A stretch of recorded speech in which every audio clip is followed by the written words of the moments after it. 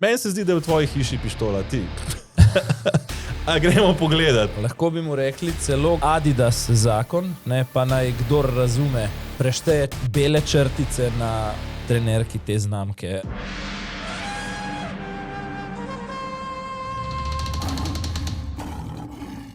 To je tedenski safari, podcast, ki ga spremljajo levi in desni, pa tudi levi in besni. Ta teden pa tudi Luka Mesec, Nataša Pirc-Musar, oddelek za diabetes v UKC Ljubljana, Nika Kovač in naši škofje. Ja, o vseh teh bova, ampak začneva pa pri, zdaj že, lahko bi rekla, ponarodelem Šutarjevem zakonu. Ugledal je luč sveta, ne? Kakorkoli bizarno oziroma nepietetno je to ime, ki ga Robert Golob konsistentno uporablja, ko naslavlja ta zakon. Karkoli rečeva o tem omnibusu, kot mu zdaj pravijo na vladi, ki posega v 7 drugih zakonov, poglejva najprej klipe, ki napovedujejo vsebino zakona, pa greva v podrobnosti. Z otroškimi dodatki ne bo razpolagal družinski član, ampak socialni delavci. V primeru, ko bo šlo za mladoletne mamice, ki bodo mlajše od 15 let, pa mora CSD poleg tega vpeljati še obvezno presojo možnosti odvzema takega otroka. Se za obdobje 2 ali 3 let, bomo še dorekli, uvaja posebna ureditev, po kateri se bodo določena kazniva dejanja preganjala po uradni dolžnosti. V Žabljaku zadnjič, ko je bilo streljanje, policija je pobrala tulce in seveda začela z preiskavo, ko je dobila odredbo, je seveda šele lahko potem vstopila v stanovanje oziroma v hišo. Sedaj ob takem streljanju bo lahko vstopila takoj in seveda zasegla orožje. Moti me to, da ni to za nedoločen čas, kajti vlada je to sprejela nekako od 1 do 3 let. Moramo vedeti, da preden gre neka stvar v proceduro, preden da sodišče karkoli odloči, traja vrsto let tudi kakšen postopek, tako da tukaj sem pričakoval vseeno zakone, ki bodo za nedoločen čas, ne pa da sprejemamo zakone, ki bodo demo zakoni, kot se lahko tako izrazim, in pa da bi nad temi zakoni bdeli in jih pač ustrezno korigirali. Ja, demo zakoni, najprej to, tu se kaže, da smo imeli prav, ko smo komentirali, da gre Golobu za to, da predvsem ustvari javni vtis ukrepanja, ne pa da dejansko zagotovi varnost na kritičnih območjih. Glede te začasnosti bi rekel samo to, v Sloveniji, morda se tega lahko celo domačini na Dolenjskem veselijo, ni nič bolj trajnega, kot so začasni ukrepi. En primer je krizni DDV pred več kot 10-letjem, ga imamo še vedno. Sicer pa se ta začasnost v politiki uporablja kot sredstvo psihološke pomiritve, pri čemer se pa res v konkretnem primeru sprašujem, pomiritve koga? Ta Šutarjev zakon naj bi pomiril domačine na jugovzhodu Slovenije, izpadlo pa je, da tudi te ukrepi, ki veljajo od 1 do 3 let, vsaj na papirju, to v bistvu pomirja parapolitično ulično vojsko te vladne koalicije v Ljubljani in spet dokazuje, da gre za vtis varnosti bolj kot za zagotavljanje realne varnosti, to je eno. Sicer pa iz zakulisja sprejemanja zakona, iz koalicije še v sredo, torej dan pred vladno sejo, so padale stave, ne bom točno, kdo je vir, da ta četrtek na vladi ne bo nič.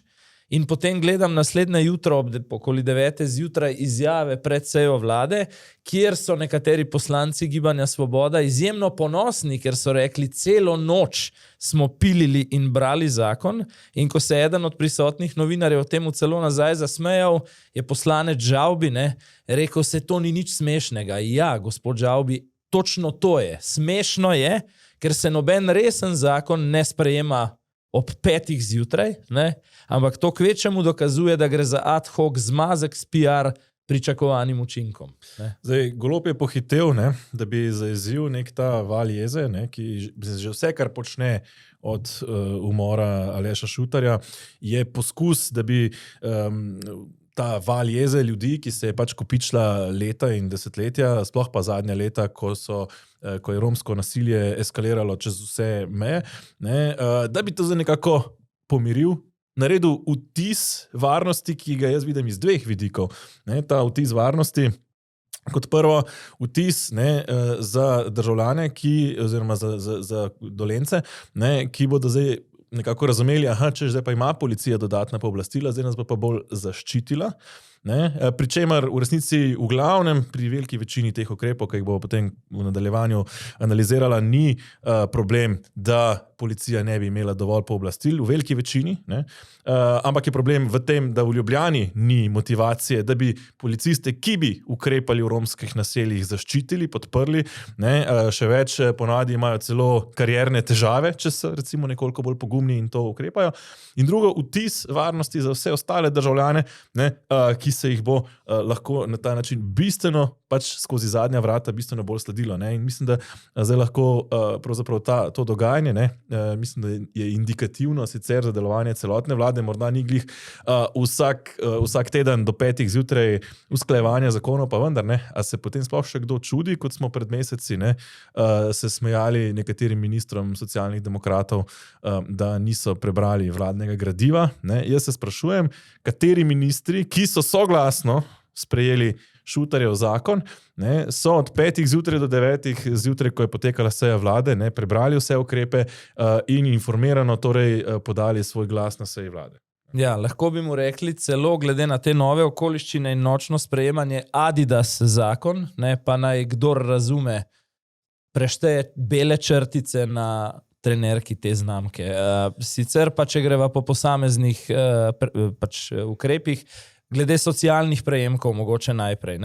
Izterjava glob za prekrške iz socialnih pomoči, pri povratnikih izguba pravice do razpolaganja z otroškim dodatkom, recimo prva točka. Meni v pravo smer bi pa dodal še neki. Potem še mladoletne nosečnosti, obvezna presoja okoliščin za morebitni odvzem otroka in otroški dodatek v rokah CSD.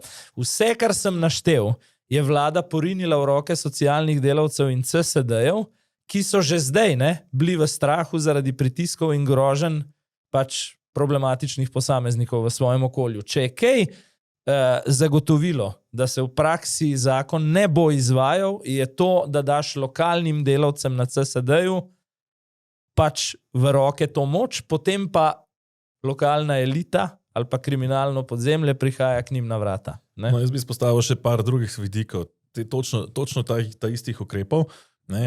CSD, zdaj mislim, da niti vse družine, ki so septembra oddale vloge za državne štipendije, še niso dobile odločb, da bi te štipendije dobile. Zdaj, predstavljamo si ta CSD, ki prejme to socialno pomoč, če si ti neka socialno ogrožena družina, kaj boš res čakal 4 mesece, da bo CSD sprovedel to, ali bo CSD zdaj še bolj obremenjen, ali bo zdaj to prioritetno sprovedel, kako, bo CSD, oziroma še bolj bizarno mi je bilo, ko so rekli, kao, ne bomo dali staršem tega, ampak otroku, zdaj otroku, kaj. A zdaj je, se pravi, nek uslužbenc na CSD-ju je bolj usposobljen, da ve, kaj otrok potrebuje, kot pa njegovi starši. Zdaj, razumem, če so tle ekstremni primeri, ampak to so res, ne vem, če je zakon pisan tako zelo, v smislu, da ne bodo na koncu potem uslužbenci na CSD-ju za vse velike družine v Sloveniji odločali, kam bodo šli njihovi otroški dodatki in ostali socialni prejemki. Zdaj, kar se tiče drugega, jaz se strinjam, da mora biti nujno, in tukaj je dejansko problem, da če imaš ti človeka, ki je naredil prekršek in je dobil kazen, je treba to kazen nekako izterjati. Hkrati je pa z namenom zakon napisan tako, da en del prihodka človeku ostane, zato da ne bi recimo mu zarubali čisto vsega, kar ima, da bo potem lačen. Se pravi, in že danes brez tega ukrepa, če ti ne moreš izterjati od nekoga denarja, imaš opcijo zapor, imaš opcijo družbeno koristno delo, se pravi, če ciganka gre iz Hoferja, ne da bi plačala, ne jo dajo na družbeno koristno delo, ali pa v zapor, če ni druge. To se mi zdi, da tle lahko pridemo do zelo nevarnih ukrepov v resnici, ko kar naenkrat začnemo posegati v te stvari zelo restriktivno, da bomo na koncu imeli situacijo, ko bomo imeli nekoga lačnega na cesti, ker mu bomo zarubali vse in do zadnje socialne podpore. In če se še navežem na te otroke, mi zdaj napadamo mamice, ki so noseče mamice, mladoletnice, kje je pregon storilca? Čakaj, Sej te ciganke niso spočele od svetega duha, ne, da bi pač ne obstajal nek moški, ki je tega otroka naredil. Torej, kje je zdaj ta moški, ki je s 13-letnico spal, ne? Kar vemo, da je nezakonito. Ne? Se pravi, ta pregon storilca, pa tukaj jaz pogrešam, ne? In zdaj bomo kaznovali v bistvu to mamico z otrokom, otroka kaznovali, pošiljali dobesedno na splav te ženske na mesto, da bi naslovili zadevo tam, kjer je problem pri moških in pri odnosu do žensk znotraj romske skupnosti. Zdaj si se že dotaknil pravosodnega dela, pa je prav, da to pokomentirava naslednje. Pregon nasilništva po uradni dolžnosti, tudi ko ni prijave strani žrtve. Ne? Slišali smo pravno stroko po novomeški tragediji, da lahko policija tudi v sodno noč je že bila pred lokalom. Ne? Če zazna, da se tam nekaj res nevarnega dogaja, lahko sproži preiskavo neposredno po dogodku in odreagira sama, ne? Sploh, ker je bila poklicana na kraj. In drugo, kar se mi zdi spet zelo zanimiva določba, da bo mogoča tudi uporaba, tehtanje na sodišču, ne? Nezakonito pridobljenih dokazov, naprimer posnetkov z mobilnih telefonov, ne?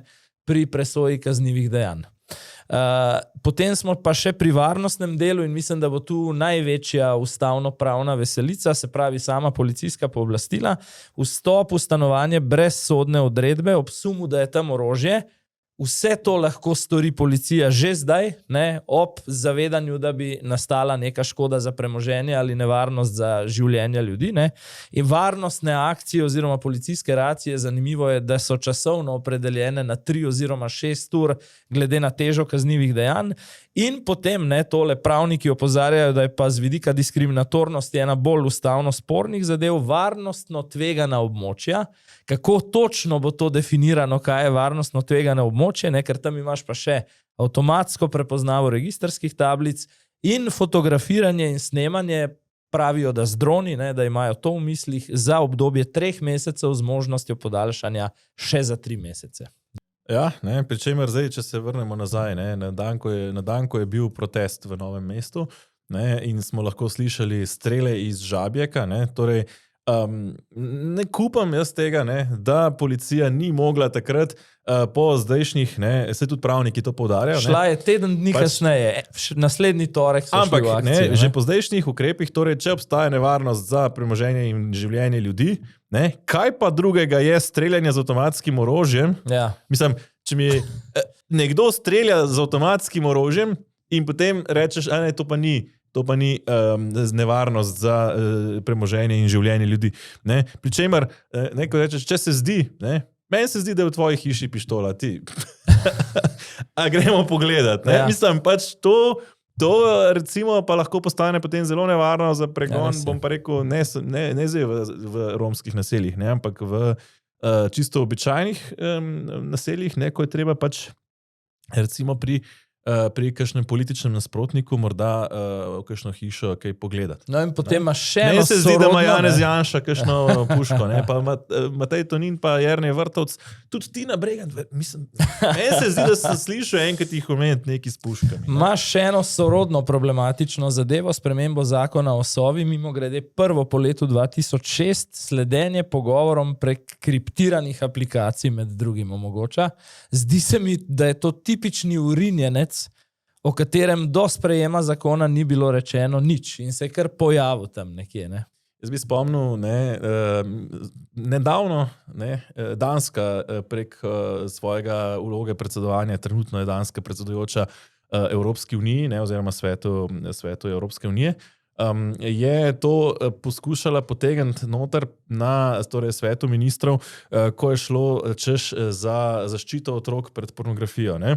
Oziroma pred spolnimi predatorji, da bi pri te kriptirane aplikacije tudi sledili. Ne? In Slovenija, spomnimo, je bila takrat zelo ponosno proti sledenju kriptiranih aplikacij. Stranka Levica se je na veliko hvalila s tem, kako je Slovenija ponosno glasovala na tem vrhu proti. Ne? No, zdaj sta bila pa 2 ministra Levice vzdržana do te spremembe zakona o Sovi, nista pa temu nasprotovala. Ne? In potem je tukaj še ena identična zadeva, spet 2 glasova Levice vzdržana, brez nasprotovanja, aktivacija 37. člena zakona o obrambi, kar pomeni, da gre vojska na južno mejo, konkretno 40 vojakov. In rekel bi, da če bi 37. člen zakona o obrambi imel neko zavest ali pa bi bil slučajno oseba, bi imel hudo identitetno krizo, ne? Ker leta 2015-2016 v času migrantske krize ali pa leta 2020 v času COVID krize bi bil ta člen fašist, ne? Leta 2025 je pa hud progresivec v bistvu. Ja, zaščitnik varnosti, ne? Tako kot tudi torej, kar naenkrat kriptiranje aplikacij, ne? Kar mislim, je zelo sporna zadeva, ne? Če se vrnem na sam še to glede kriptiranja aplikacij. Ne? To pomeni, da v bistvu je praktično vsa kriptirana komunikacija, ki je danes recimo velja kot približno varno, ne? Pravzaprav podvržena kakršnim koli pregledom. Ampak ja, ne? Torej, takrat smo lahko gledali ne vojske, oziroma še tedne nazaj, še po Šutarjevem umoru, ne, Luka Mesec, ne bomo imeli vojske v Novem mestu. Dobro, zdaj kompromis bo samo na meji, ne, pa vendar ne, smo gledali pred leti, ne, boh ne daj, da bi vojsko poslali na meje, ko smo bili na vrhuncu recimo migrantske krize. Nakazal sem že glasovanje, se pravi, Golob predlaga, SD podobno kot pri oboroževanju. Vse podpre, ker mora, ne, in potem je tu Levica, ki si lahko privošči to neko moralno držo figovega lista, v resnici pa z vzdržanostjo omogoča predlagane ukrepe. In predlagam, da preden greva to hipokrizijo pokomentirati, bolj natančno pogledava par posnetkov. Šutarjev zakon ni namenjen kaznovanju. Šutarjev zakon je namenjen preventivi. Čutek nedotakljivosti in nekaznovanosti bo izginil. Zato, ker bo prvič lahko država učinkovito naslovila ravno ta problem, ki je zelo razširjen v jugovzhodni Sloveniji. Meni se porajajo pomisleki v marsikateri zadevi, tudi sama sem izpostavila, kakšne so lahko posledice. Številni ukrepi so, rekel, vprašljivi ali pa mogoče celo na meji neke sorazmernosti in seveda tudi ustavne skladnosti. Jaz in Simon Maljevac nisva nasprotovala ukrepom v Šutarjevem zakonu oziroma Šutarjevem zakonu kot celoti. Je predsednik povedal, da smo vsi potrdili. No, to, kar smo videli zdaj, je najboljši možni kratek vpogled v jedro hipokrizije trenutne koalicijske dinamike, pa ne trenutne, gledamo jo pač od 2022 naprej. Poznavam makiavelizem, ne, kjer so v politiki za dosego nekega cilja dovoljena po Makiaveliju vsa razpoložljiva sredstva. Jaz lansiram tokrat v tej epizodi vejo makiavelizma in to je mesecizem, bom razložil, kaj s tem mislim, ker se ponavlja že kot politični vzorec kar nekaj časa, vzdrži se, ne nasprotuj in ravno s tem omogoči. Vzdrži se vsega živega na seji vlade ali kot Asta Vrečko ta teden niti ne bodi fizično očitno prisoten na seji vlade. Ne? Edino, česar se ne vzdržiš, je tvoj položaj in tvoje bonitete v aktualni vladi. Sicer pa glede Luke Mesca slišim, da postaja moteč tudi koalicijskim sopotnikom, vsaj v stranki SD. Ne samo z moraliziranjem, naprimer o tem, kako je odstop Andreje Katič edina logična poteza, medtem ko sam kot koordinator romske problematike ni zmogel ponuditi odstopa, ampak tudi z zasebnimi razvadami, ki postajajo menda vedno bolj očitne in moteče, in tu se vračam na Adidas. 3 bele črte na določeni trenerki. Ne. Ja, zdaj, meni ni všlo še en detajl, ki mi je zanimiv, pa se navezuje tudi recimo na ta zakon o božičnici, oziroma kot se zdaj po novem temu reče, zimski regres. Ne. In sicer zakon še ni dokončen. Ne. Češ Luka Mesec se zgovarja, ja, sej ne, neke stvari, ali pa Matej Tašner Vatovec se zgovarja, ja, neke stvari v tem zakonu za Levico niso sprejemljive, zakon še ni končen. Ne. To je tako, kot ni bil končen zakon o božičnici, ne, kjer je, oziroma zimskem regresu, kjer se je spremenilo samo ime. Ne, iz božičnice smo prišli na zimski regres. Vse ostalo je identično, kot je bilo, ko so dali predlog ven, ne, torej, ko ga je Golob prvič najavil. Ampak delodajalcem so prodajali, češ, se še ni končno. Ne? Tako, kot zdaj javnosti Levica svojim volivcem kaže, se še ni končno, bomo to še popravili. Ne? Ja, verjetno bodo morda kakšno vejco, ki je zamenjali. Ne? V resnici pa ukrepi predvidevam, da točno taki, kot so jih predstavili, čeprav so mnogi spori, ampak koga briga, sej tudi pri drugih zakonih nimajo težav, če pač jih povozijo zakonodajno-pravno službo, če povozijo stroko, ki se ti zakoni tičejo in tako dalje. Levica igra Golobovo moralno kuliso, igrajo njegov figov list, da se ne vidi, da je cesar popolnoma enak. Isto je bilo pri stroških za NATO oziroma za orožje in lahko napoveva, da za naročnike in podpornike sledi posebna epizoda na portalu zanima.me, Safari Special, delovni naslov Levica od upornikov do avantgardne elite na oblasti. Oziroma z drugimi besedami, kako se nam je v Sloveniji zgodil Luka Mesec. Ja, res je. Greva še k pomislekom pravosodne stroke. Ne samo, če pogledava zdaj. Še preden greva na pravosodno stroko, mislim, da bi še eno stvar pokomentiral. In sicer, kako se pravzaprav ping-pongajo vlada in koalicija. Mava tudi en izsek ravno iz tega vidika. Kako je Luka Mesec, pravzaprav, ko ga že omenjava, ponosno oziroma se izgovarja, češ, se jaz ne rabim odstopiti, ker kao tudi drugi pred mano niso nič počeli in dobi besedno klofuto. No ravno zato, ker je skušal v tem studiu igrati moralno kuliso, je dobil tokrat bolj nepripravljen kot kadarkoli prej klofuto. Poglejva to klofuto. Toda krivi ste, da ukrepi niso bili izvedeni. In zdaj ni izgovora. Morate ukrepati. Je pa vprašanje, ali lahko vi, ki ste 3 leta pa pol gledali v stran, ali lahko vi dejansko sploh učinkovito ukrepate. Lahko, gospod minister? Lahko najprej nekaj vprašam. Ja, seveda. Pred mano je bil minister iz vaših vrst, Janez Cigler Kralj. 2 leti in pol je bil minister za delo. Leta 2021 se je zgodil umor. 4 Romi so umorili človeka. A mi znate povedati en ukrep, ki ga je vaš minister izpeljal na Ministrstvu za delo, da bi to situacijo razrešil? Znam. Celo pokažem vam lahko, ne samo povem.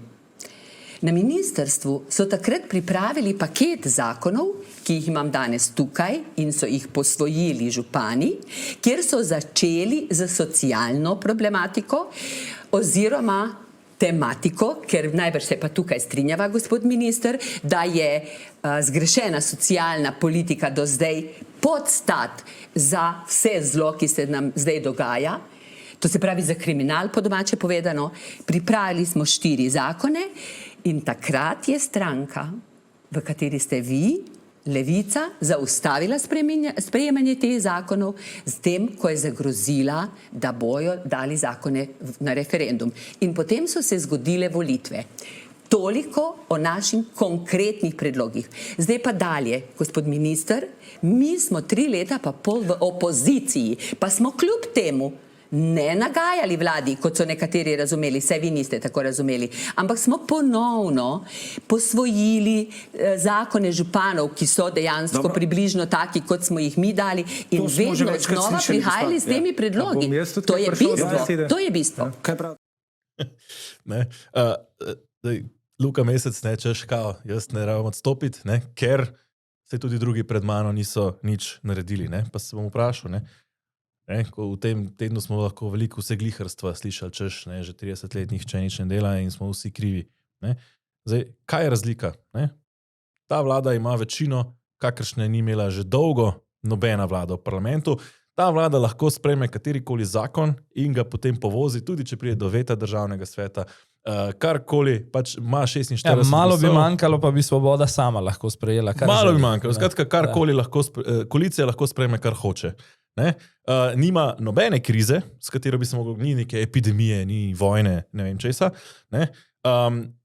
Problem raste v tem času, ker ne samo, da ga ne rešujejo, dajo signal, oziroma do umora Šutarja so dajali signal romski populaciji, češ lahko delate, kar hočete, celo kazalo je, da so nekako povezani morda s temi, in dobili so nič koliko pozivov, župani, Nova Slovenija, 3-krat, župani 2-krat, vse to, ampak oni celo so blokirali, se posmehovali in tako dalje. Se pravi, oni so bistveno bolj krivi kot kdorkoli drug v tej državi, da te stvari niso rešene, še posebej, ker pač so zadeve sklerale. Torej, če je problem vedno večji, vsak naslednji premier ima z njim večje težave, torej je bolj odgovoren, da tudi z njim reši. Zavržno je pa potem, da zdaj, ko je pač Golob nekako to, ko je prišlo do smrti človeka, ali pa Luka Mesec, prvič, zadnjič, nikoli več smo ga slišali, torej niso bile dovolj hude telesne poškodbe, pretepeni župani, dijaki, in tako dalje, policisti, ne, treba je bilo, da je človek umrl, da so se sploh zganili in potem še zakon za vtis. In če pogledamo zdaj, ta zakon za vtis ima nekatere sporne ukrepe. Vse ukrepe, ki so, jih ima začasne. Se bodo še do sprejema v državnem zboru dogovorili, ali 1 leto, 2, 3. Potem ima neenotno, razbito koalicijo, kot sva videla, ne? In ima, to je pa zdaj naslednja točka. Vemo, kako je razbita. Pač pred kamerami so neenotni, interesno pa na koncu povezani, pa vsi glasujejo za. Zunaj pred novinarji so neenotni, na koncu, na glasovanju, brez glasu proti, brez vzdržanih. Ima tudi v velikem delu nasprotovanje pravosodja, ne, in pravosodne stroke. V torek je bil vrh oziroma dan slovenskega pravosodja. Tam so letele klofute še naprej, tako da poglejva še to. Moram reči, da je že en moj kolega sodnik slikovito komentiral, da bodo določene ukrepi, da jih bo že vratar na Ustavnem sodišču razveljavil. Samo represija ne bo rešila teh problemov. Država ima nedvomno ves potrebni represivni aparat že nastavljen.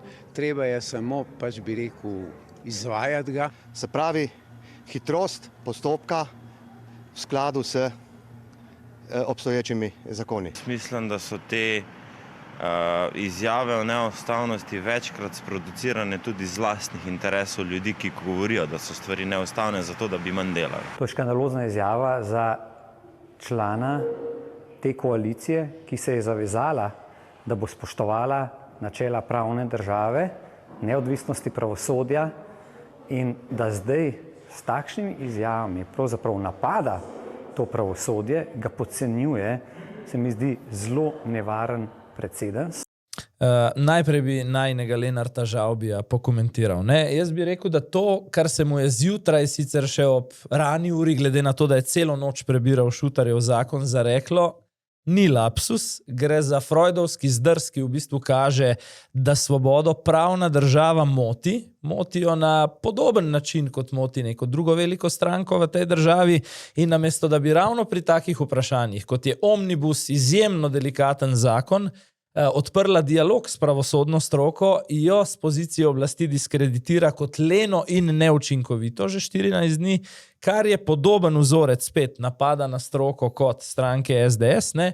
In Lenart Žavbi konkretno me že 2 tedna, najprej, ko je rekel dovolj korenčka, zdaj je čas za palico, in zdaj, ko je rekel, to so izjave tistih, ki ne želijo delati, spominja na člana podmladke največje opozicijske stranke, ki čaka, da dobi žegen šefa za kandidaturo za poslanca. Ne? Gre pa za nevaren signal, da se pravo depolitizira samo do tistega trenutka, ko začne motiti oblast, ko jo pa moti, se pa politizira nazaj. Ne? Ja, oziroma pri Lenartu Žavbiju opažam še eno stvar, in sicer to so kar, da on, ne vem, ali doma skupaj s polbratom, še s kom, ne vem, ali pa s kakšno Vesno Vuković na Svobodi, nagruntajo neko floskulo, ne, ki jo bodo vrgali, in to je nek stavek, ki ga potem Lenart Žavbi ponavlja, zelo enostaven stavek. Ne, v stilu Slovenija je varna država, pa vidimo, kako slabo se je postaral. Ne? V stilu, ne, ali pa vse vemo, kako je Lenart Žavbi že kdaj napadal koga, ne, svojimi temi enostavnimi stavki, ki jih potem ponavlja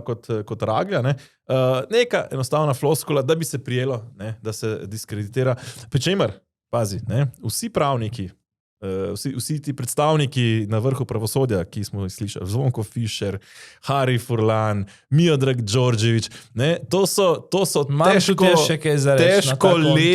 težko levi kadri v pravosodju. Zvonko Fišer, mislim, da je tisti tožilec, ki je preganjal zadnje duhovnike na Primorskem, ki so postavili neke križe žrtvam povojnih pobojev. Miodrag Đorđević velja kot osebni sodnik Zorana Jankovića in tako dalje. Skratka, težki predsednik Vrhovnega sodišča za zadeve Zorana Jankovića. Harija Furlana se spomnimo še iz tistih afer, ko je njegov brat posloval z bolnišnicami in predrage žilne opornice prodajal in tako dalje. Skratka, to niso neki desničarski sodniki, torej oni so svojo lastno stroko pravzaprav tukaj dali na stran. No, ko solijo pameta, politiki, to pa je drugi del tega kovanca, da ima vse rešitve že zapisane v zakonodaji in se ne izvajajo dosledno, bi pa naslednje povedal. Kandidate za toživce, treba je malo ljudem osvežiti spomin, predlaga Državno-toživski svet, imenuje pa jih Vlada Republike Slovenije na predlog ministra za pravosodje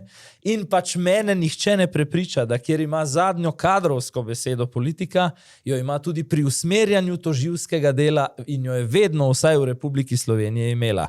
In moja teza je, v katero trdno verjamem, da toživci velikokrat pokažejo bistveno več občutka za politično klimo v državi, kot pa za kazensko zakonodajo v tej državi in povsem enako glede tega moralnega signaliziranja, virtue signalinga velja za slovensko sodstvo. Ne? Če izrekate sodbe, ob katerih se zdrava pamet skrije v kot in je nerodno, ne? Izrekate pod nekim pričakovanjem progresivne linije v levi politiki in kot toživci, tule sta oba toživca ali trije celo, ki so govorili, so pozabili, da oni po zakonodaji usmerjajo delo policije in če ga usmerjate tako za nič, tudi to počnete, ker vam iz ozadja nekdo upogiba hrbtenico, bodimo jasni. Ne? Ja, in tukaj pa ukrepi Šuterjevega zakona ne bodo prav nič pomagali. Ne? Če tožilci ne bodo začeli drugače delati, drugače usmerjati policije, nobena pristojnost, ki jo še lahko dobi policija, ne pomaga. Zdaj pa omenil sem, da se občasno, a pa niti ne tako občasno, zdrava pamet v nelagodju skrije nekam v kot in joče. Mava en tak primer tudi zadnje dni. Ustavno sodišče pravi, po skoraj 3 desetletjih alkotestov na slovenskih cestah, da to, da te policaji usmerijo, ti dajo, kot se pogovorno reče, zapihat in da se strinjaš s tem, kar je alkotest pokazal, še ni dovolj za izrek kazni in za dokazljivost prekrška. Kaj pa to? Ja, ne? Kaj pa to, ne? Zanimivo, ne? Ob dejstvu, da je v letošnjem letu poskok smrtnih žrtev na slovenskih cestah. In zdaj pazi, 7-1 je bilo na Ustavnem sodišču glasovanje okrog tega, da so, če poenostavimo, alkotesti neustavni, da je treba to neustavnost, ker menda niso dovolj zanesljivi v enem letu nadomestiti z nečem drugim. In edina, ki je napisala odklonilno ločeno mnenje in ga obrazložila, je ustavna sodnica Špelca Mežnar, ki pravi, da nekako ni zmogla razumeti, zakaj bi vsi njeni kolegi radi porušili sistem, ki je učinkovit in je v veljavi že skoraj 30 letja. In na ta konto je dodala še nekaj v obrazložitvi podatkov, če to ni ilustrativno, potem ne vem, kaj je. Etilometri se namreč zdaj priporočajo v uporabo policiji, ker so menda bolj zanesljivi. Leta 2023 v celem letu je policija na policijskih postajah, ker gre za večje naprave, ki jih ne neseš na teren, izvedla 112 testov alkoholiziranosti z etilometrom. Na drugi strani pa v enem samem dnevu pred leti v Sevnici leta 2021 89 alkotestov, kar ti da vedeti, kako bistveno redkeje se bo zdaj policija lahko odločila za test alkoholiziranosti, kot se je. Oziroma, če povedano drugače, če te danes ustavijo, napihaš 0-0 in greš dalje, zadeva ti je vzela 5 minut, zdaj ne predstavljam si, kaj bo zdaj mogel iti na policijsko postajo. Pravijo, da bojo najverjetneje ljudi vozili na policijske postaje. Posledično bo pa tega, da ti bo policist rekel, gremo pihat, verjetno 10-krat manj, kot je zdaj. Žur do volitev. Žur do volitev, pijano. Pijano. Pravijo petek, ko mi dva izhajava, je dan za zadetek tradicionalno. Zato pa mi dva delava. Predsednica republike. Jaz bi samo še nekaj na to temo rekel. V praksi bo verjetno prišlo do situacije, ko bo policija rekla, jaz si to tako predstavljamo, prostite gospod, danes ne pihamo, zgledate mi čudno, bi vas dal na alkotest, ampak še čakamo 45-stransko obrazložitev o tem, ali bo to ustavno ali ne. Ali, če uporabim prispodobo, kot da bi gasilcem rekli, ker ima hidrant napačen navoj, dokler ne rešimo tega vprašanja, naj prva hiša zgori, da ne bi kršili kakšnega internega pravilnika. Tisto, kar šteje, da sem bolj resen, so pa signali. In signal, ki so ga ljudje dobili ta teden, je, država zapravlja čas, Ena roka se prepira z drugo, mi pa vmes lahko malo bolj sproščeno nazdravimo. In sedemo za volan. Ne? Se to je dobili bomo božičnico, s katero se bomo lahko potem napili, se pelali za ston po avtocesti do volitev. Prepričan sem, da je to ista logika, po kateri smo zaradi nereševanja romske problematike prišli do tragedije v Novem mestu. Ta ista miselnost. Ko smo že pri signalih, nekaj signalov je ta teden dala tudi predsednica Republike, nagovorila je slovenski parlament, vsaj večji del njega. Pa je za razliko od Roberta Goloba zmogla prižgati svečo v Novem mestu, ampak ob tem lansirala v javnost nekaj tako neverjetnega, da si velja še enkrat pogledati. Prva obljuba, jo moram jasno in glasno povedati, ki so mi jo dali, da bodo zagotovili, da se v romskih naseljih ne bo več streljalo. Ne v zrak, ne kamorkoli drugam. Jaz upam, da bodo tisti Romi, ki to počno, poslušali svoje vodilne, svoje starešine, če lahko tako rečem, in da bodo obljubo seveda tudi držali. Na stroki utemeljeni, učinkoviti in pravični zakoni se ne sprejemajo čez noč. Pretirana represija le navidezno povečuje varnost. A hkrati povzroča veliko nevarnost, da se vsem nam zmanjša naša svoboda. Tanka je meja in poti nazaj praviloma ni. Tanka je meja, ko gre za pravne ukrepe. Pravnica ne da pričakuje, da se bodo državljani Republike Slovenije, pa tudi če so predstavniki etnične manjšine, ravnali po zakonih, imeli prijavljeno samo legalno orožje, če ga že imajo, vsega ostalega pa bo policija zasegla. Ne.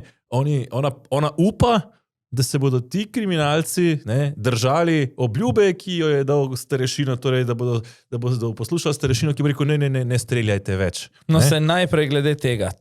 Ta izjava v Novem mestu pred županom Macedonijem in v družbi predstavnika romske skupnosti, pri katerem so potem ta torek našli daljnogled za avtomatsko puško, mimo grede pri tem istem človeku, ki je to obljubil, to je bil skeč v živo.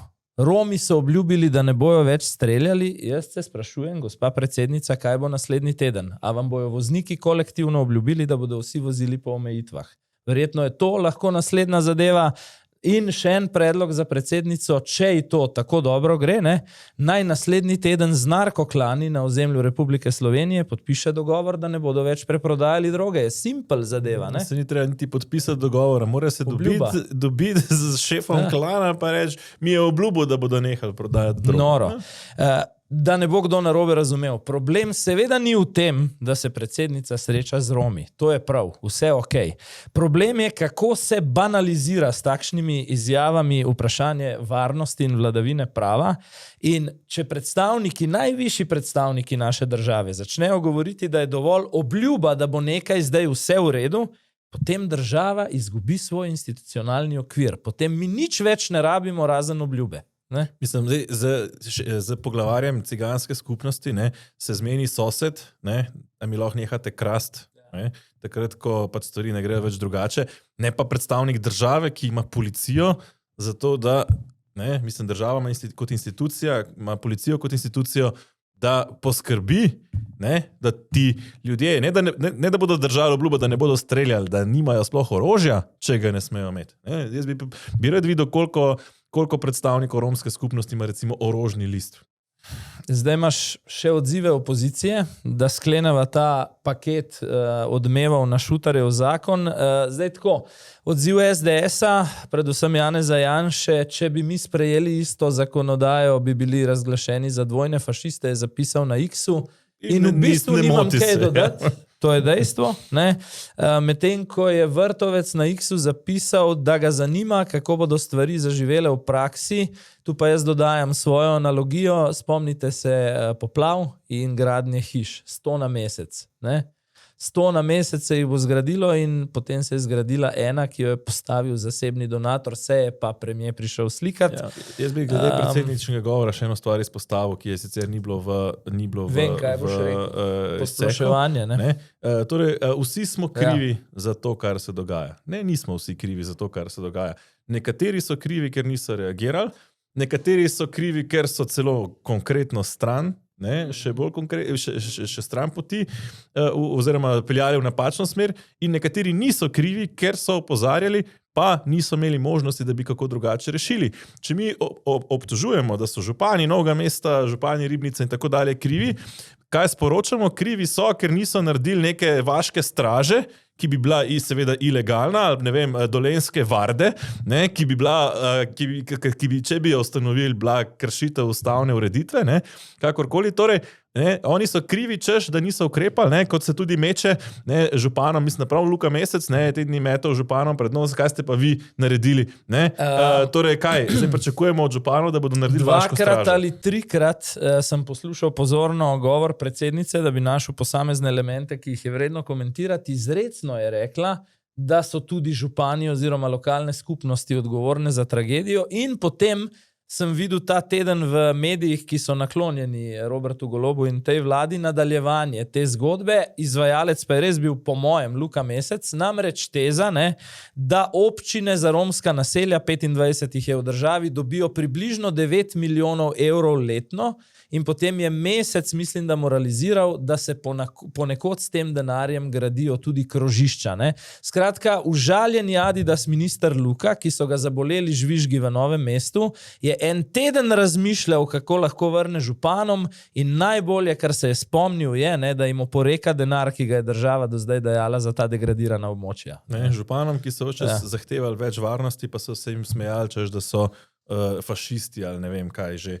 Ne, tako da ko so vsi krivi, ne, se mi zdi ključno, ni odgovoren nihče. Ne. In tukaj se vlada pravzaprav samo sebe, oziroma predsednica republike z vlade, vleče odgovornost dol, češ, no, vse smo i tako vsi krivi, cela družba. Poglejva še eno izjavo opozicije, rečeva še stavek 2 o tem, pa gremo k novim ministrom. 1. člen odstop ministra Mesca, 2. člen odstop predsednika vlade Roberta Goloba in 3. člen razpis predčasnih volitev. No, to je, moram reči, pač, da NSI je v najbolj ugodnem momentu, kar se te tematike tiče. Zakaj? Ker je od začetka mandata najbolj dosledno 4-krat vlagala to župansko zakonodajo, bila 4-krat zavrnjena, spretno so, v narekovajih, ne, izkoristili situacijo tudi ta teden, poleg Svobode, ki je bila itak v položaju zasliševanja oziroma klicana na odgovornost, so dobili največjo TV minutažo med strankami, ne, celo večjo od recimo glavne opozicijske stranke SDS, bi pa glede SDS-a ravno dodal še en stavek. To pa mi gre na živce in mislim, da je bilo že 3. v tem mandatu, ko predsednica govori, pa sploh ni važno, da gre za Janševe poslance. Imajo poslanci, da se narišejo tam, da to poslušajo. Že ne? Sam institut predsednice bi to moral biti za predsednika. In ta stavek Golobov, da podsistemi odpovedujejo. Seveda odpovedujejo. Sistem se začne pri tem, da poslanci 2 največjih strank sedijo v dvorani, ko predsednica govori. No, če se vrnem nazaj na tisto izsek od Vide Čadonič Špelič, ne? Zakon je pripravilo res ministrstvo od Janeza Ciglerja Kralja, ampak pol leta ni šel na vlado, ker ga Janez Janša ni pustil. Ne? Ta teden se je, tudi to sem opazil, prišel na Planet TV celo deloma posud s pepelom. Rekel je Janez Janša v intervjuju za to komercialno televizijo, no, saj če me sprašujete o odgovornosti naših vlad, tudi mi smo naredili premalo. Tega dela, da je sam kalkuliral z glasom albanske manjšine v Sloveniji, pa seveda ni razložil gledalcem. Ne? Zdaj, zakaj takrat niso dali, ni čist jasno, špekulacije. Odgovor, ki ga je Janez Janša uradno daje, vem, da ni točen, ne? Zdaj, kater pa je od neuradnih, a je imel nek tihi dogovor z Albanci, ali Novi Sloveniji ni želel dati nekega pač zmage tik pred volitvami, kakorkoli, skakor. Ne, to ostaja pač odprto. Ja, če na račun Vrtovca morda še to ne skrbi, vidim, da je v formi, da skrbi za retorične figure praktično tedensko.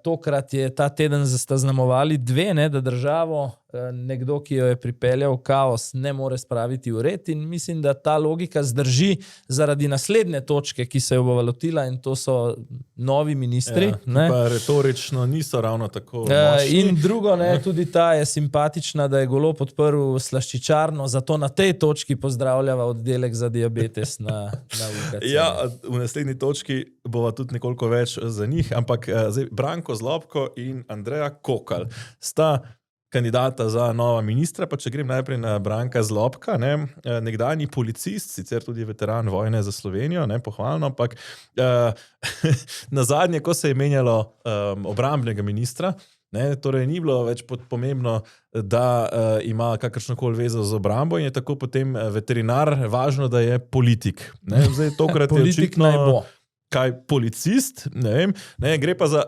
povsem neopaznega poslanca, jaz ga do zdaj nisem sploh zasledil po čemerkoli, sicer res zanima celega mandata. Leta 2024 je prišel kot nadomestni poslanec, ko je iz osebnih razlogov odstopila še ena povsem neopazna poslanka Svobode, Monika Pekošak, ne? Ki je šla na Dars za direktorico financ. Čisto opomba. Tako, ne. Zdaj, kot zanimivost, ne. Res, da sicer ni imel celotnega mandata, ne, ampak slabo polovico, pa vendar, v celotnem svojem obdobju, ko je bil poslanec, torej leto in pol, je vložil 3 pobude, povprečen poslanec jih 67. Od tega se 2 tičeta neposredno njegovega okraja Kočevje in ste neko poslansko vprašanje glede Petrola na Petrini in pa glede kampiranja v kočevskih gozdovih in pa še en predlog v zvezi z otroki s posebnimi potrebami. No. Ampak skratka, to so zelo resne reference. Vidim, da sta šla oba preverjati na Parlameter, ne. Se pravi povprečje, ne. Povprečje poslanskih vprašanj in pobud v tem mandatu. Ja, je 67. 67 na poslanca, rekorder jih ima 500, Branko ima 3. Ne? Ja, v povprečju imajo poslanci po 4 govore na sejo, gospod Branko ima manj kot enega in besede, ki ga zaznamujejo, kadetski, šakal, jasnica, HNMP, driftanje, grčerica. Skratka, reference za notranjega ministra izjemne. Skratka, ti imaš državno sekretarko, ki se bo samo presedla na stol v sosednji pisarni, imaš tihega, neopaznega XY anonimus poslanca vladajoče stranke, ki bo čez noč postal minister. To je, diagnoza je začasniki. Gledamo vladavino začasnikov 5 mesecev pred rednimi volitvami, nihče več pri zdravi pameti, ki je nerodno in se stiska v kotu, ne želi biti del tega kaosa, ki ga gledamo. Vlada pa v času varnostne krize postavlja 2 ključna ministra po principu, da se upravičujem, kdo je ta teden frej. Ne? Ja, ne, pri čemer so se zdaj sprostila vsa mesta državnih sekretarjev na pravosodnem ministrstvu, ker je odšel tudi Milan Brglez že pred časom in je bila pravzaprav Andreja Kokalj ta trenutek edina državna sekretarka na tem ministrstvu. Zdaj bom rekel tako, po eni strani sicer logična zamenjava, da pač državni sekretar stopi stopničko više, tukaj celo ne bi bil toliko kritičen. Res je, tudi izguba časa na resorju je mogoče manjša. Ampak vendar, ne, očitno manjka že državnih sekretarjev, ne, ko smo že ravno pri tem in pa kot zanimiv detajl, ne, mi ni ušlo, ko je odhajala Dominika Švarc Pipan, ne, so socialni demokrati želeli Meiro Hot, oziroma Meira Hot, vem, da je bila kandidatka za pravosodno ministrico, pa je nekako Golob ni želel, no tokrat pa očitno tudi nje ta funkcija več ne zanima, odkar je prevzela vodenje poslancev. Ja. Ne smeva v vsem tem dogajanju okoli Novega mesta in po tragediji pozabiti na božičnico. Zakon o obvezni božičnici je zdaj na mizah, ne, v državnem zboru in glej ga zlomka, noter so se znašli členi o normiranih SP-jih, se pravi kar podtaknjena davčna zakonodaja, zakonodaja, ki jo je zahteval del opozicije, predvsem dosledno spet Nova Slovenija, ne, in vidim zlorabo parlamentarnega postopka v 2 smereh. To je zdaj prisila opoziciji, ne, da podpre na nek način lastne ukrepe o normirancih, jih vrne na staro ugodnejšo davčno zakonodajo, torej ne more nasprotovati temu, ne, jo postavljajo v tako situacijo. Na drugi strani, zakaj davčna zakonodaja v božičnico? Ker na davčne zakone ni referendumov. Se pravi, če bi gospodarska, obrtna zbornica, ne vem kdo, zbiral podpise za referendum, to v tem primeru ne pride v poštev. Ja, in to je izredno sporna, izredno nedemokratična praksa. Ne, spomnimo se, v času koronskih ukrepov se je govorilo o potaknjencih, ko so tudi v prejšnji vladi kakšen detajl na ta način spravili skozi, pa vendar je šel takrat za bistveno manjše stvari, ne, ker enostavno demokratična zakonodajna praksa Ne? Torej, jasni zakoni za točno določene stvari, ne pa da se kar tako meče neke stvari, ki na pol ali pa sploh ne pašejo skupaj, ne? Samo zato, da nekaj pride čez. In tukaj je zelo očitno, ja, da je za vsako ceno je treba božičnico spraviti skozi do novembra, ne? Oziroma do konca novembra, zato da bo decembra izplačena, kar je bizarno. Bil sem ob robu, bom povedal kot anekdoto, šel sem ta teden, bilo je v sredo na dogodek slovenskega poslovnega SBC Biznis kluba na Brdu pri Kranju.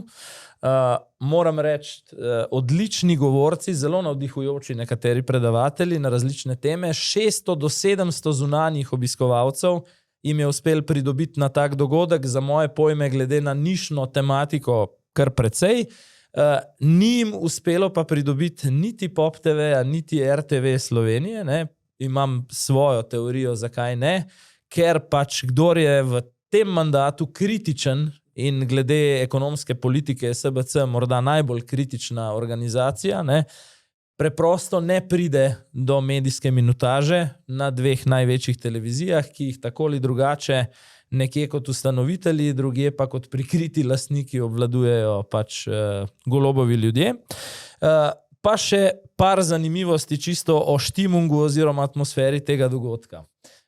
Če gledaš recimo kongrese strank, ki so v vladni koaliciji, imaš občutek, da je v javnem prostoru pravzaprav možno zaigrati ob začetku nekega dogodka samo še Hej brigade ali Bela čau in da je to nek naš mainstream oziroma nova normalnost.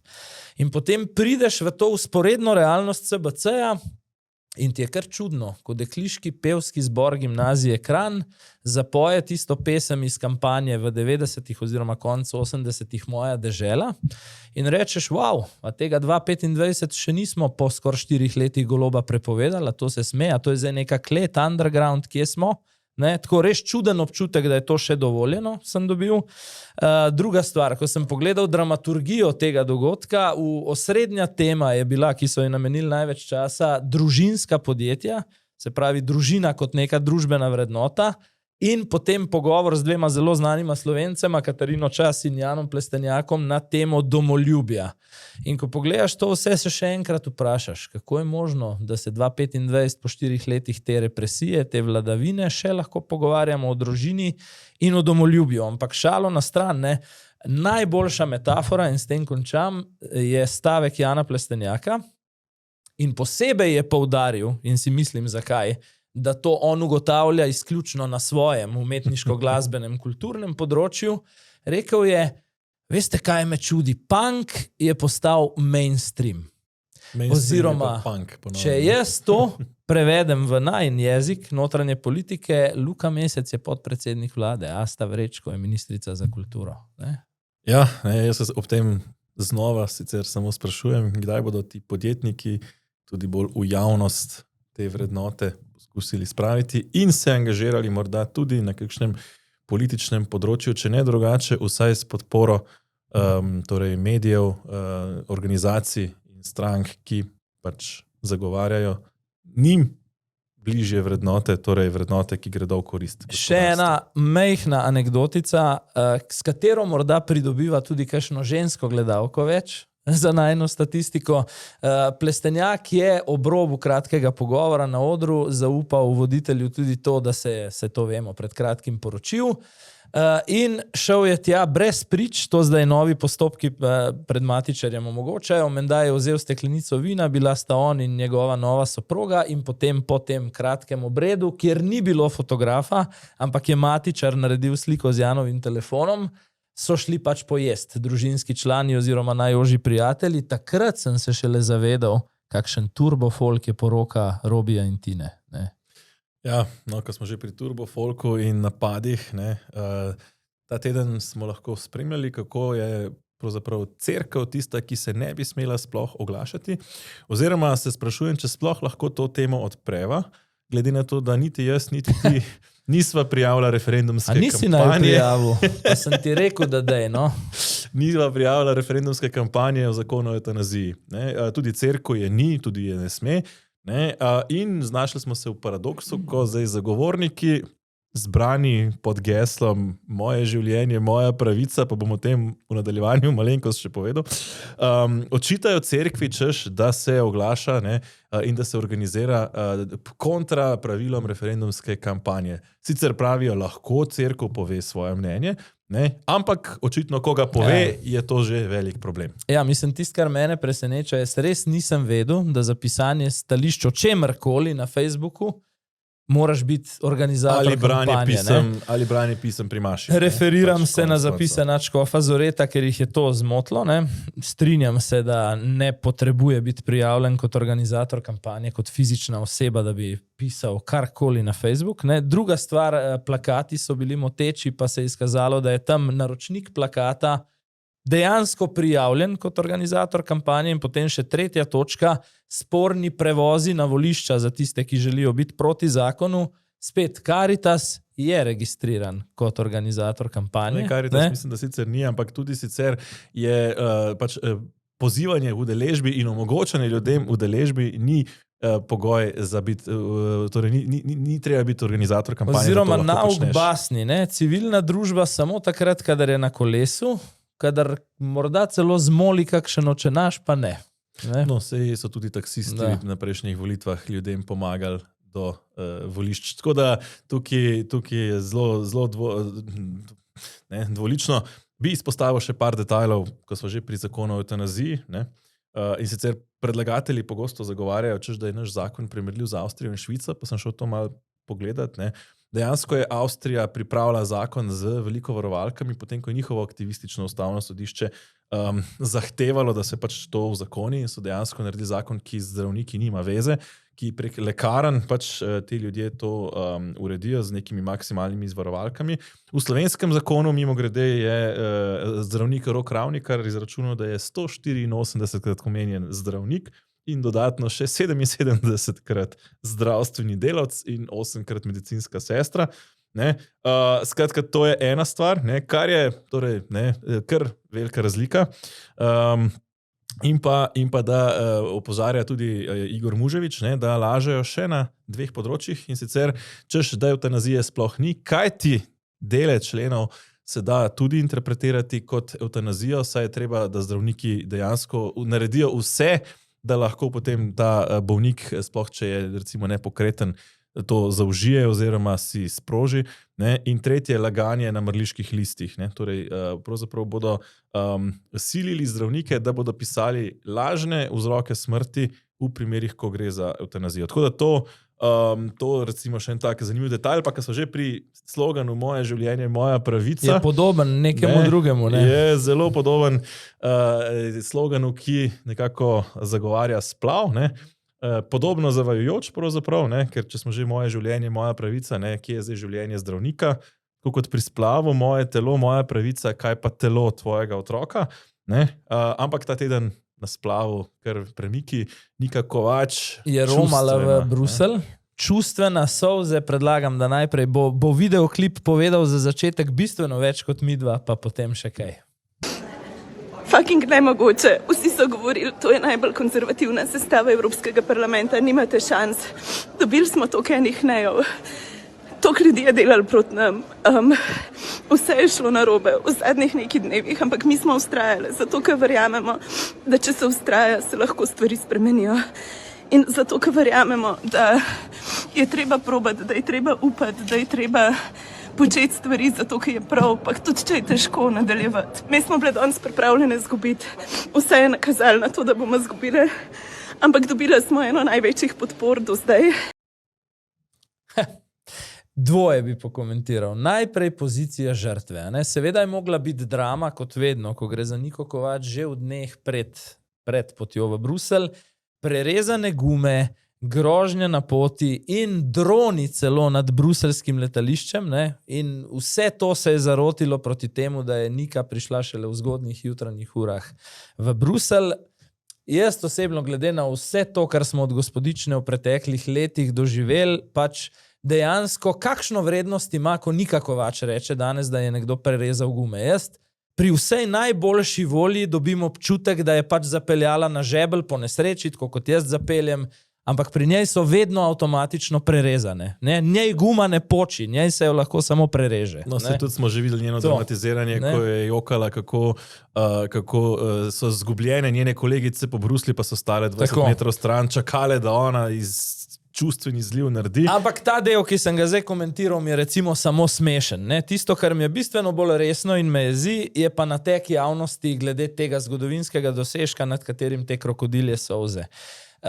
Neštetokrat je retorično ponovila te dni, prepričali smo evropske poslance. To je čisti natek javnosti o tem, kaj točno je ta teden uspelo. Namreč, dejansko na odboru, niti ne na plenarni seji, pač pa na pristojnem odboru, ki je mimogrede odbor za pravice žensk in enakost spolov, kamor po mojih informacijah hodijo samo najbolj nori poslanci. Pazi, niso potrdili njene resolucije My Voice, My Choice, ampak sprejeli deklaracijo, ki pozdravlja njeno pobudo. Ne? Se niti vsebinsko do njene opredeljujejo, načelno pozdravlja, oziroma da grem, ne vem, meni je blizu šport. To je isto, kot da bi Nika Kovač na ogrevanju dosegla pač trojko, ko bi na ogrevanju na treningu vrgla na koš, bi zadela trojko in bi rekla, 100% sem metala trojke v finalu Evropskega prvenstva. Tako nekako, če pa dodam še malo vsebine iz te iste deklaracije oziroma njenega predlagane resolucije, torej vsakršno omejevanje splava ne zdaj prepoved, ampak kakršnokoli omejevanje, tudi ukrepi, ki bi pomagali ženskam, bi pomenili kršenje evropskih vrednot, pravil, kar pomeni konec financiranja za pro-life organizacije. Že zdaj preganjajo pro-liferje, čeprav splav sploh ni v pristojnosti Evropske unije, torej sploh na ravni Evropskega parlamenta ta resolucija nima kaj iskati. Pričemer moje še eno vprašanje, zelo elementarno, ker slavimo s solzami neko veliko zmago. Kje v Evropski uniji je 2025 resno ogrožen dostop žensk do splava? Tudi pri umetni inteligenci sem preveril, pa sem ji dal jasne inpute, po katerih kriterijih naj mi išče, če so težave, pa mi je vrnila 2 državi, kjer to ni prepovedano ali pa nemogoče, ampak je samo bolj regulirano, in to sta Malta in Poljska. Pričemer v tej resoluciji za bonus, za tisto zadnjo drobtinico, piše tudi, da si želijo, da bi mladi moški bili bolj feministični, oziroma da bodo preganjali mlade moške, ki se odvračajo od feminizma. In mogoče ena, tako kot, sej nimam velikih pričakovanj, ampak kot pobuda za kanček samorefleksije, tudi informacije iz Ljubljane, iz vladne koalicije, konec koncev Niko Kovač na levi sceni, vsaj ko gre za mainstream politiko, sovražijo jo ljudje v aktualni vladi, marsikdo, in je tudi zelo racionalno zakaj. Znam zelo kratko razložiti. Formalno se Nika Kovač z nogo in pol drži ven iz uradne politike, čeprav vemo, da je še kako del dnevnega kulturnega boja. Pripravljena je te svoje levo-sredinske politike kadarkoli epizodno vreči pod vlak, ko je kakšna gesta, ukrep na vladi, izjava ne ustreza, živi, in to je bistvo. Mesečno pa živi bistveno na višji nogi, tudi če gledate ta potovanja, praktično so sredstva za reprezentanco neomejena, živi torej bistveno bolje od njih. Kot tudi bo recimo zdaj novi newyorški župan. Zelo podobne usmeritve kot Nika Kovač. Glede newyorškega župana imam tak mešane občutke, oziroma nekako z 2 zornih kotov gledam na Zohrana Mamdanija. En vidik, ki mi je rahlo tesnobno neprijeten, so te njegove stare slike z Soroševimi nasledniki, ker je seveda tipični predstavnik te woke ideologije. Na podobni kampanji, kot se jo je šla Kamala Harris, je dobil te newyorške volitve, govori o najvišji minimalni plači, o stanovanjih v New Yorku in podobno, brezplačnih avtobusnih prevozih in podobno. Tisto, kar pa vidim zgodovinsko kot pozitivno, ker se to vedno pokazalo, ta sistem zavor in ravnovesi, če imaš na eni strani Trumpa, je morda dobro, da je v New Yorku Mamdani. Jaz bom rekel samo to glede Mamdanija, da se ne vidim tega kot zavore in ravnovesja, vidim to kot še večjo polarizacijo in to je tisto, ko se zdaj odmikamo, ko je politični sistem ni spekter, ampak je krožnica, oziroma vsaj podkav, ko se zdaj premikamo iz tega centralnega dela te podkave na skrajnosti, pri čemer so nekatere skrajnosti drastično hujše od drugih.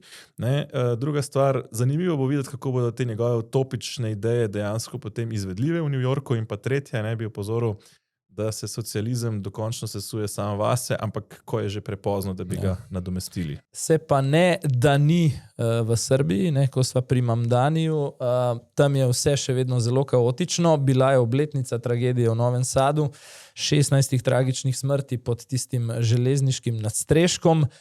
Vučić se zdi, da še vedno drži leto kasneje dokaj trdno, sicer v malo drugačnih mednarodnih okoliščinah, pa vendar dokaj trdno podsisteme te države v svojih rokah in če je s čem spet ni razočaral, je dvoličnost. Dva popolnoma šizofrena odziva, najprej v luči obletnice zelo spravljivo, čustveno in potem ob protestih, ki so se približali tudi skupščini, spet zelo arogantno in oblastniško.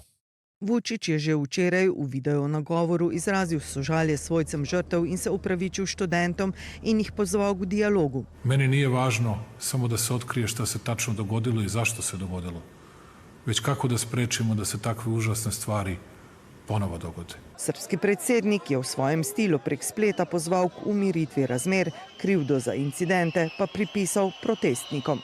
Želim samo da kažem da su oni večeras na brutalan način pokušali da napadnu simbol slobode, Pionirski park Ćatiland, simbol otpora.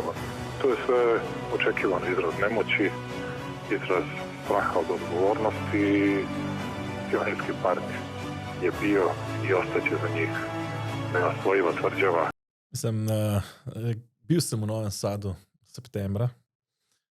Novi Sad je mesto veliko skoraj kot Ljubljana in je že eno leto brez železniške postaje, ker ni jasno, kaj poleg nadstreška je še tako slabo, da se lahko podre in ogroža varnost. Kar pomeni, da ima mesto veliko kot Ljubljana, železniško postajo locirano in veliko približno kot Brezovica. Če bi naredili to primerjavo še danes, ko poslušamo Vučića, češ da se razkrije. Sicer pa, Vučić dobro vladuje, zelo golobovsko pravzaprav se obnaša, ob tem pa poročilo Marte Kos, ta teden Srbija še daleč od pristopa v Evropsko unijo. Najbližje nekako sta Črna Gora in Albanija, ki bosta verjetno vstopili v tem mandatu komisije, vsi ostali pa se zelo verjetno lahko o tem pobrišejo pod nosom. Rekel si golobovsko in jaz bi končal s tem. Pripravil sem si nekaj usporednic z Robertom Golobom, ki so se mi srhljivo pokazale ta teden, ko sem gledal Vučića. Oba govorita, sistem je odpovedal in kot alternativo temu ponujata, zdaj sem jaz sistem v eni osebi. To gledamo tudi s Šutarjevim zakonom. Drugo, kadrovska in institucionalna koncentracija moči. To, kar ima Svoboda v Ljubljani, to ima Srpska napredna stranka v Beogradu. Vse vzvode v svojih rokah. In tretje, ohranjanje na oblasti za vsako ceno, eden zaradi 17 milijardnega Expa 2027. 27 milijardnega.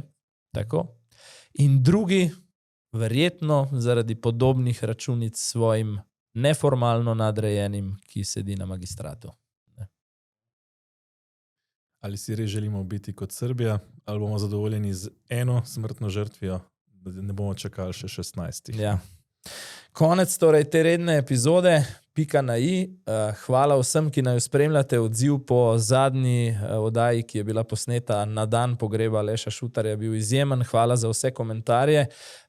Vabimo vas, da razmislite tudi o podpori in o naročnini. Potem se gledamo vsak teden tudi v Safari Special na portalu zanima.me. No, za tiste, ki pa ste že sklenili naročnino oziroma nas podpirate, pa do jutri, ko se bomo torej spraševali, kako se je Sloveniji zgodil Luka Mesec. Analiziramo vzpon in politiko stranke Levica.